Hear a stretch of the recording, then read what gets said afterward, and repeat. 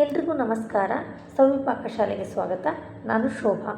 ಇವತ್ತು ನಮ್ಮ ಅಡುಗೆ ಮನೆಯಲ್ಲಿ ತುಂಬ ಸಿಂಪಲ್ಲಾಗಿ ಮನೆಯಲ್ಲಿ ಸಿಗುವ ಪದಾರ್ಥಗಳನ್ನು ಬಳಸಿಕೊಂಡು ರುಚಿಯಾದ ಮೆಂತ್ಯ ಸೊಪ್ಪಿನ ಬಾತ್ ಮಾಡೋಣ.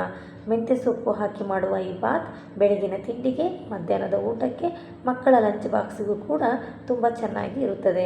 ಹೆಚ್ಚಿನ ಕೆಲಸ ಇಲ್ಲದೆ ಒಂದೇ ಕುಕ್ಕರ್ನಲ್ಲಿ ಸುಲಭವಾಗಿ ಮಾಡಿಕೊಳ್ಳಬಹುದು. ಹಾಗಾದರೆ ಇದನ್ನು ಹೇಗೆ ಮಾಡೋದು ಅಂತ ನೋಡೋಣ. ಬನ್ನಿ ಶುರು ಮಾಡೋಣ. ಈ ಬಾತ್ಗೆ ಬೇಕಾಗಿರುವ ಸಾಮಗ್ರಿಗಳನ್ನೆಲ್ಲ ನಾನು ಮೊದಲೇ ರೆಡಿ ಮಾಡಿಕೊಂಡಿದ್ದೇನೆ. ಇಲ್ಲಿ ಉದ್ದವಾಗಿ ಕಟ್ ಮಾಡಿದ ಈರುಳ್ಳಿ, ಚಿಕ್ಕದಾಗಿ ಕಟ್ ಮಾಡಿದ ಟೊಮೆಟೊ, ಚೆನ್ನಾಗಿ ತೊಳೆದು ಕಟ್ಟು ಮಾಡಿಕೊಂಡಿರುವ ಮೆಂತ್ಯ ಸೊಪ್ಪು ಮತ್ತು ನಿಂಬೆಹಣ್ಣು ಇದೆ.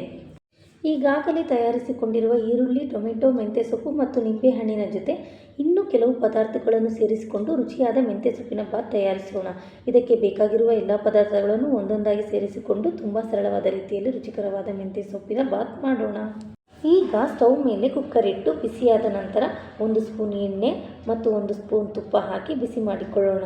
ನಂತರ ಅರ್ಧ ಇಂಚು ಚಕ್ಕೆ, 2 ಲವಂಗ, 2 ಏಲಕ್ಕಿ, 4 ಕಾಳು ಮೆಣಸು, 1 ಪಲಾವ್ ಎಲೆ, ಅರ್ಧ ಮುಷ್ಟಿ ಶೇಂಗಾ, 1 ಸ್ಪೂನ್ ಕಡಲೆಬೇಳೆ, ಅರ್ಧ ಸ್ಪೂನ್ ಸಾಸಿವೆ, ಸ್ವಲ್ಪ ಜೀರಿಗೆ ಮತ್ತು ಕರಿಬೇವು ಹಾಕಿ ಚೆನ್ನಾಗಿ ಫ್ರೈ ಮಾಡಿಕೊಳ್ಳೋಣ. ಇವೆಲ್ಲ ಚೆನ್ನಾಗಿ ಹುರಿದಾಗ ಒಗ್ಗರಣೆಯ ಸುವಾಸನೆ ಎಣ್ಣೆ ಮತ್ತು ತುಪ್ಪಕ್ಕೆ ಚೆನ್ನಾಗಿ ಬೆರೆತು ಬಾತ್ಗೆ ಒಳ್ಳೆ ಪರಿಮಳ ಮತ್ತು ರುಚಿ ಬರುತ್ತದೆ. ನಂತರ ಕಟ್ ಮಾಡಿದ ಹಸಿಮೆಣಸಿನಕಾಯಿ ಮತ್ತು ಈರುಳ್ಳಿಯನ್ನು ಹಾಕಿ ಚೆನ್ನಾಗಿ ಫ್ರೈ ಮಾಡಿಕೊಳ್ಳೋಣ. ಈರುಳ್ಳಿ ಸ್ವಲ್ಪ ಗೋಲ್ಡನ್ ಕಲರ್ ಬರುವವರೆಗೆ ಹುರಿದ ನಂತರ ಶುಂಠಿ ಬೆಳ್ಳುಳ್ಳಿ ಪೇಸ್ಟ್ ಹಾಕಿ ಅದರ ಹಸಿ ವಾಸನೆ ಹೋಗುವವರೆಗೆ ಚೆನ್ನಾಗಿ ಫ್ರೈ ಮಾಡಿಕೊಳ್ಳೋಣ.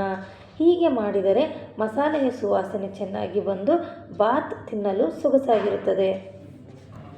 ಈಗ ಇದಕ್ಕೆ ಸ್ವಲ್ಪ ಅರಿಶಿಣ ಮತ್ತು ಚಿಕ್ಕದಾಗಿ ಕಟ್ ಮಾಡಿರುವ ಮೆಂತ್ಯ ಸೊಪ್ಪನ್ನು ಹಾಕೋಣ. ಮೆಂತ್ಯ ಸೊಪ್ಪನ್ನು ಹಾಕಿದ ಮೇಲೆ ಚೆನ್ನಾಗಿ ಮಿಕ್ಸ್ ಮಾಡಿ ಅದರ ಹಸಿ ವಾಸನೆ ಹೋಗಿ ಸೊಪ್ಪು ನೀರು ಬಿಟ್ಟುಕೊಳ್ಳುವವರೆಗೂ ಫ್ರೈ ಮಾಡಿಕೊಳ್ಳೋಣ. ಈ ಹಂತದಲ್ಲಿ ಸೊಪ್ಪನ್ನು ಚೆನ್ನಾಗಿ ಹುರಿದುಕೊಂಡರೆ ಅದರಲ್ಲಿರುವ ಕಹಿ ಕಡಿಮೆಯಾಗಿ ಮೆಂತ್ಯ ಸೊಪ್ಪಿನ ನಿಜವಾದ ರುಚಿ ಬಾತ್ಗೆ ಚೆನ್ನಾಗಿ ಬೆರೆತು ಬರುತ್ತದೆ. ನಂತರ ಇದಕ್ಕೆ ಚಿಕ್ಕದಾಗಿ ಕಟ್ ಮಾಡಿಕೊಂಡಿರುವ ಟೊಮೆಟೊವನ್ನು ಸೇರಿಸಿ ಚೆನ್ನಾಗಿ ಮಿಕ್ಸ್ ಮಾಡೋಣ.